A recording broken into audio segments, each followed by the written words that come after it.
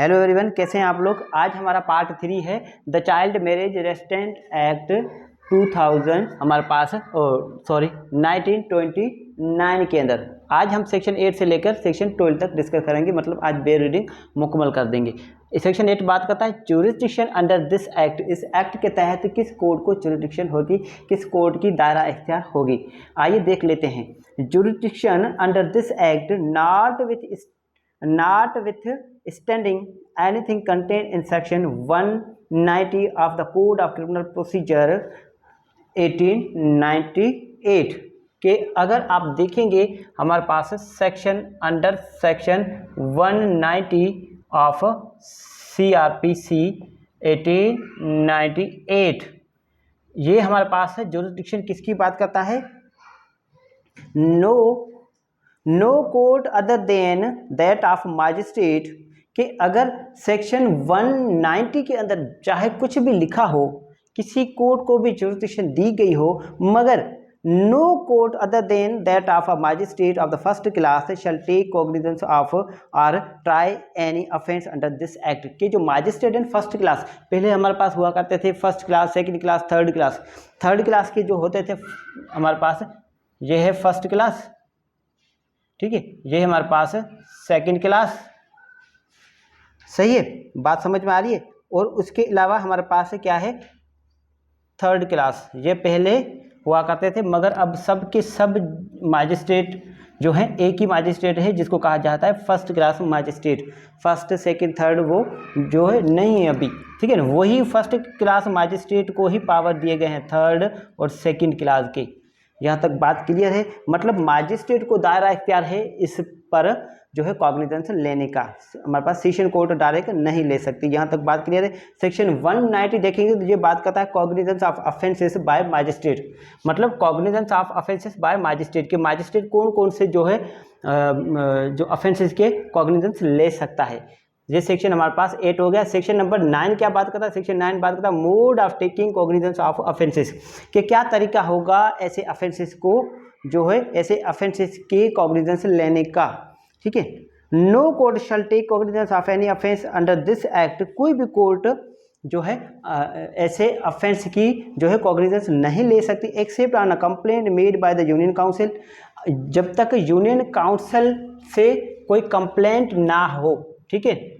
Under section हमारे पास under section 9 बात करते हैं जब तक यूनियन काउंसिल कंप्लेंट जो है ना करे, और if there is no union council in the area, अगर जो है वो जो एरिया है उसके अंदर यूनियन काउंसिल नहीं है तो फिर bye such authority A the provincial government may in this behalf prescribe.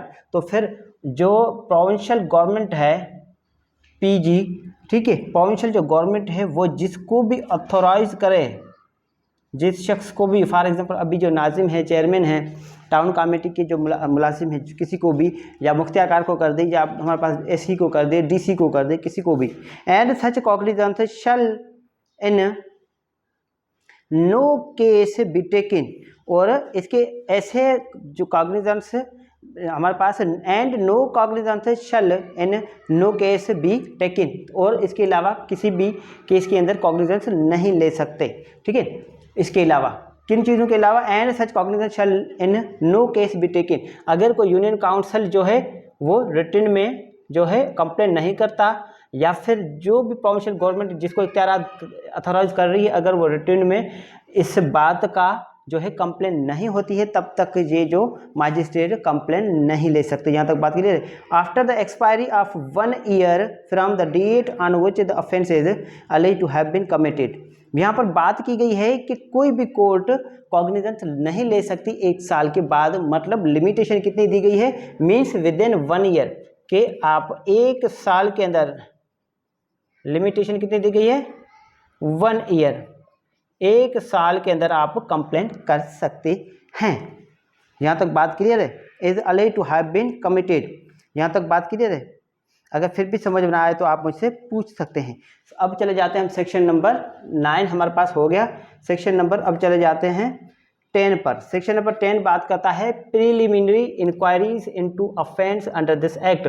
के प्रीलिमिनरी मतलब शुरुआती, इनिशियली इनिशियल इंक्वायरीज हो, ठीक है, inquiries into offence under this act, इस एक्ट के तहत अगर कोई अफेंस होता है, मतलब इस एक्ट के तहत अफेंस कौन सा होगा कि बच्चों की अगर कहीं शादी हो रही हो, चाइल्ड मैरिज कहीं पर हो रहा हो, ठीक है, तो उनकी इंक्वायरी पहले करवाना ज़रूरी होता है, ठीक है। आइए बात इसका सेक्शन भी हम जो है बेरीडिंग कर लेते हैं।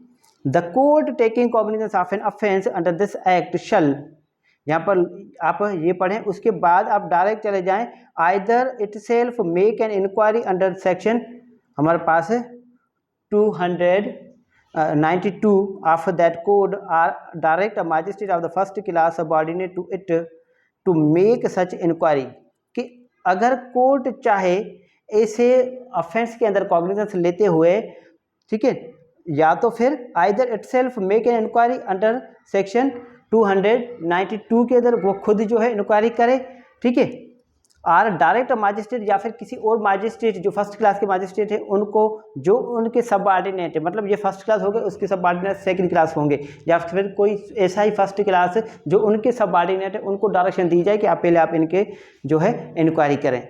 जब तक, अब बीच में लिखा गया है unless it dismiss the complaint under section 203 of code of criminal procedure, जब तक वो हमारे पास 203 में अगर डिसमिस नहीं होती है फिर उसकी इंक्वायरी करवा सकते हैं, ठीक है।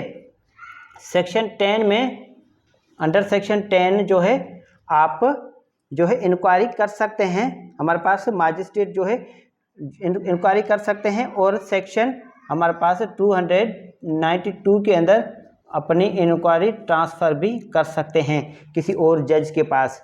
और जब अगर ये डिसमिस नहीं होते अंडर सेक्शन 203 कि जब तक ये कंप्लेंट डिसमिस नहीं होती, मतलब dismissal of complaint sufficient ground पर अगर डिसमिस नहीं होती है तो फिर इसकी इंक्वायरी जो है मजिस्ट्रेट करवाएंगे। यहाँ तक बात क्लियर है। उसके बाद चले जाते हैं सेक्शन 11 पर। सेक्शन 10 हो गया। सेक्शन 10 में यही बात की गई है कि अगर ऐसी कोई मजिस्ट्रेट जो है कॉग्निजेंस लेता है ऐसे अफेंस की, ठीक है, मतलब ऐसी कंप्लेंट पर, तो फिर वो खुद भी स्यूमोटो भी इस पर इंक्वायरी करवा सकते हैं। अगर नहीं तो किसी पार्टी के कहने पर या किसी भी तरह ये खुद भी कर सकते हैं, और किसी और मजिस्ट्रेट को ये अपने इख्तियारात ट्रांसफ़र करके उन अब जो भी सबऑर्डिनेट है उनको कहा जाए कि आप जो इनकी इंक्वायरी कंडक्ट करें। यहाँ तक बात क्लियर है।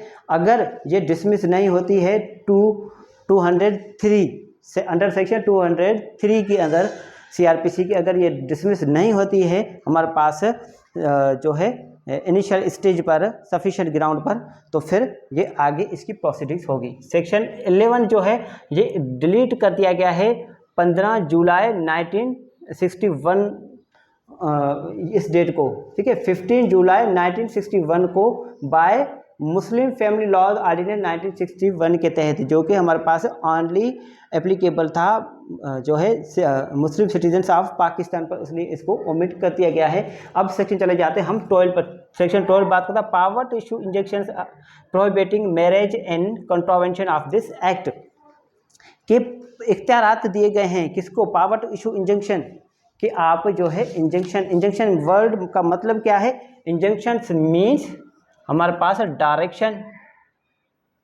जिसको कहें हिदायत, ठीक है, हिदायत दी जाए किसी को कि ये जो है इस एक्ट के तहत जो शादी हो रही है चाइल्ड मैरिज उसको रोक दिया जाए। हम आपको कहते हैं कि आप रोक ले, शादी ना करें ऐसी। आइए इसका हम सेक्शन 12 का सब सेक्शन 1 देखते हैं क्या बात करता है। Notwithstanding anything to the contrary contained in this act, the court may, if satisfied from information laid before it through a complaint or otherwise, that a child marriage in contravention of this act has been arranged or is about to be solemnized, इसी act के अंदर कहीं भी कुछ भी लिखा हो, ठीक है, इसकी जो है notwithstanding anything to the contrary contain in this act, इस एक्ट के अंदर कहीं कोई चीज़ कुछ भले कुछ और ही लिखा गया हो, अगर द कोर्ट में, कोर्ट कर सकती है इफ सेटिस्फाइड, अगर कोर्ट जो है वो सेटिस्फाई हो जाए, information laid before it through a complaint और अदरवाइज, ठीक है, अगर उसके पास, उस मजिस्ट्रेट के पास अगर कोई कंप्लेंट आ जाए या फिर किसी और तरीके से उनके पास इंफॉर्मेशन रख दी जाए, लेड की जाए, वर्ड है लेड, लेड इंफॉर्मेशन मतलब उन तक जो है इंफॉर्मेशन पहुंचा दी जाए मजिस्ट्रेट तक, ठीक है, थ्रू अ कंप्लेंट या फिर किसी और तरीके से। इन कंट्रावेंशन ऑफ दिस एक्ट, कि इस एक्ट की जो है खिलाफ वर्जी हो रही है, हैज़ बीन अरेंज्ड और इज अबाउट टू बी सोलमनाइज्ड, कि जो चाइल्ड मैरिज जो है या तो फिर रखा गया है, अरेंज किया गया है, या तो फिर जो है चाइल्ड मैरिज होने वाला है। Issue an injunction against any of the persons mentioned in section 3, 4, 5 and 6, के जो सेक्शन 3, 4, 5 और 6 के अंदर जो मेंशन किए गए हैं ना, ठीक है, उनके पेरेंट्स है या फिर जो भी मौलवी वगैरह हैं, निकाह खवा हैं, कोई भी शख्स या फिर जो शादी करने वाला जो बालिग मेल एडल्ट है उनको, ठीक है, उनमें से किसी को भी issue an injunction against any of the person, किसी भी एक को जो है हमारे पास इंजंक्शन दी जा सकती है कि आप ऐसा ना करें, इस एक्ट की खिलाफ वर्जी ना करें, ठीक है। एक्ट प्रोहिबिटिंग सच मैरिज, ऐसी शादी रोकने के लिए, मतलब सबको भी हमारे पास हिदायत दी जा सकती है, लड़कियों को भी कहा जा सकता है, लड़के के वालिदिन को भी कहा जा सकता है, लड़की जो बच्ची है हमारे पास माइनर है, चाइल्ड है, उसके पेरेंट्स को भी, उसके गार्जियन को भी हिदायत दी जा सकती है आपके ऐसा ना करें। सब सेक्शन 2 क्या बात करता है, ये हमारे पास क्या हो गया कि ये इंजंक्शन ग्रांट कर सकते हैं, ठीक है। सेक्शन 12 का सब सेक्शन 2 आप देखेंगे तो ये बात करता है, no injunction under sub section 1 shall be issued against any person unless the court has previously given notice to such person and has afforded him an opportunity to show cause against the issue of injunction, के जब court जो है ऐसा injunctions, ऐसी हिदायत जारी नहीं कर सकती, ठीक है, जब तक प्रीवियसली उनको नोटिस ना दिया जाए और नोटिस के बाद उनको एक रीज़नेबल जो है अपॉर्चुनिटी दी जाए शो काज करने के लिए, ठीक है।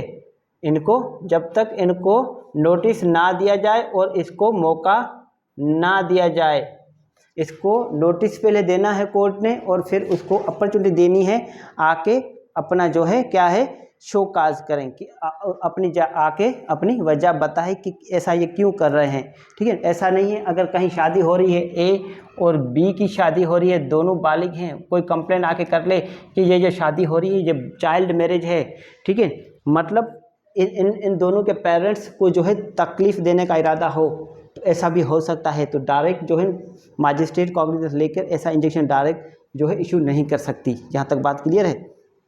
ऐसा हो सकता है कि बच्चे ना हो, बालिग हो, मगर किसी ने ऐसी शरारत करने की कोशिश की हो, इसीलिए एक नोटिस देना है इन लोगों को, ए को या बी को या इनके पेरेंट्स या इनके गार्जियंस या इनके जो भी मौलवी वगैरह हैं उनको पहले फिर आके वो क्या जवाब दाखिल करें, उसको एक मौका दिया जाए, ठीक है। यहाँ तक बात करिए। सब सेक्शन 2 था ये हमारे पास। सब सेक्शन 3 क्या बात करता है, सेक्शन 12 का, the court may either on its own motion or on the application of any person aggrieved, resigned or alter any order made under subsection 1, के सबसेक्शन 1 के तहत जो इंजंक्शंस जो हमारे पास इशू किए हैं ना उसको रिजाइंड भी कर सकते हैं, ठीक है, अपनी मर्जी से स्यूमोटो भी उसको रिजाइंड मतलब कैंसिल कर सकते हैं, उनमें तरमीम भी कर सकते हैं, चेंजिंग भी कर सकते हैं, या फिर वो हमारे पास है किसी शख्स की एप्लीकेशन पर भी वो रिज़ाइंड हो सकता है और अल्टर भी हो सकता है। रिज़ाइंड मीन्स हमारे पास कैंसिल किया जाए ऑफिशियली, कि इंजेक्शन तो हमारे पास इशू किए थे, ग्रांट किए थे, मगर अब इसको कैंसिल कर रहे हैं या फिर इसमें थोड़ी तरमीम कर रहे हैं हम, ठीक है। ये था हमारे पास सब सेक्शन 3। सब सेक्शन क्या बात कर रहा था कि रिज़ाइंड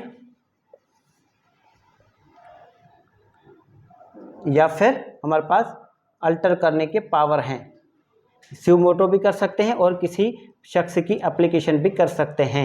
सब सेक्शन 4 बात करता है, where such an application is received, जब ऐसी कोई एप्लीकेशन रिसीव हो जाए इस आर्डर को रिजाइंड कैंसिल करने के लिए या फिर इसमें जो है चेंजिंग करने के लिए, ठीक है। The court shell afford the applicant an early opportunity of appearing before it, कि कोर्ट जो है ऐसे दरख्वास्त गुजार को, ऐसे एप्लीकेंट को मौका दे कि आएँ आप कोर्ट के सामने पेश हों, आइदर इन पर्सन और बाय प्लीडर, वो खुद आएँ या फिर उनका कोई वकील आ जाए उनके बिहाफ पर। And if the court rejects application wholly or in part, अगर वो कोर्ट जो है एप्लीकेशन उनकी रिजेक्ट करती है, जो है एप्लीकेशन उनकी रद्द कर देती है कोर्ट, ठीक है, पूरी की पूरी एप्लीकेशन या फिर एप्लीकेशन के जो है पार्ट उसका हिस्सा जो है कुछ डिसमिस कर दिया जाए, कुछ जो अलो किया जाए, it shall record in writings it's reasons for so doing, अगर ऐसा वो करते हैं, एप्लीकेशन रद्द करते हैं, रिजेक्ट करते हैं एप्लीकेशन ऐसे किसी शख्स की, तो फिर उनको रीजंस रिकॉर्ड करने हैं, ठीक है। अगर एप्लीकेशन क्या करते हैं, ये एप्लीकेशन हमारे पास रिजेक्ट करते हैं, तो फिर उन्हें क्या लिखने हैं, उनको रीजंस लिखने हैं कि क्यों जो है हमारे पास एप्लीकेशन रिजेक्ट की। सेक्शन 12 का सब सेक्शन 5 देख लें आप, whoever knowing that an injunction has been issued against him under subsection 1, कोई शख्स जानता हो, फॉर एग्जाम्पल या तो फिर ए है जो शादी कर रहा है जिसकी उम्र 20 साल है, ठीक है, बी से शादी कर रहा है, किसी चाइल्ड मैरिज से शादी कर रहा है, चाइल्ड से शादी कर रहा है मतलब चाइल्ड मैरिज होने जा रही है, ए है, या फिर हमारे पास ये जो बी के गार्जियन है, फॉर एग्जांपल सी है, बी की माँ है, या फिर बी का कोई भी गार्जियन हो किसी किस्म की, जो भी लोग हैं यहाँ पर शादी करने वाले, मौलवी या कोई भी, अगर ऐसे लोगों को इंजेक्शंस ग्रांट की गई है और वो जानते हैं कि हमारे अगेंस्ट में ऐसी हिदायत जारी कर दी गई है, ठीक है, और ऐसा जानते हैं कि उनके अगेंस्ट में ऐसा जो है इंजंक्शन इशू हुआ है, ग्रांट हुआ है, of this section disobey such injunction shall be punished with imprisonment of either descript for a term which may extend to 3 months or with fine which may extend to 1000 rupees or with both. वो जानबूझकर ऐसे order की खिलाफ वर्जी करते हैं जानबूझकर, तो फिर इनको क्या होगी, इनको सज़ा हो सकती है, जो है 3 महीने तक की सज़ा हो सकती है, और हमारे पास 1000 तक का जुर्माना भी इनको हो सकता है। Provided that no women shall be punishable with imprisonment, मगर शर्त ये है कि जो वुमेन्स हैं, जो लेडी हैं, उनको जेल की सज़ा नहीं दी जाएगी, उनको जेल नहीं भेजा जाएगा, उनसे फ़ाइन वसूल की जाएगी 1000 रुपया। यहाँ तक बात क्लियर है। बस अफसोस की बात है कि अगर चाइल्ड मैरिज होता है तो फिर यहाँ पर फ़ाइन और जो है इम्प्रिजनमेंट जो है वो बहुत ही कम है, इसलिए इस एक्ट के इतनी जो है हमारे पास पार्लियामेंट से इतना बड़ा एक्ट पास हुआ है, अगर आप पढ़ेंगे, आप सोचेंगे, तो इसका फ़ायदा जो है वो फ्रूटफुल नहीं है। 1 महीने की जो है इम्प्रिजनमेंट है, और जो है हमारे पास फ़ाइन कितनी है, 1000 रुपया। 1000 रुपया अगर देखा जाए, जो पंजाब में अमेंडमेंट हुई है 2015 में, कि जो है 1000 की बजाय उनकी जो है फ़ाइन है वो 50,000 होगी, और 1 महीने की सज़ाई के बजाय वो 6 महीने सज़ा होगी, मगर सिंध में ऐसा नहीं है। ये आप नोट कर लें। अगर किसी भी किस्म का कोई कन्फ्यूजन हो तो आप मुझसे पूछ सकते हैं। हमारी जो child marriage restraint act 1929 bare reading मुकम्मल हुई। अगर फिर भी किसी किस्म का कोई सवाल हो आप मुझसे पूछ सकते हैं। अगर किसी और टॉपिक पर, किसी और सब्जेक्ट पर अगर आपको बेयर रीडिंग लेक्चर चाहिए, या फिर हमारे पास इंडिविजुअली कोई लेक्चर चाहिए किसी स्पेसिफिक टॉपिक पर, तो आप मुझसे फ्रैंकली जो है डिमांड कर सकते हैं। Thank you so much.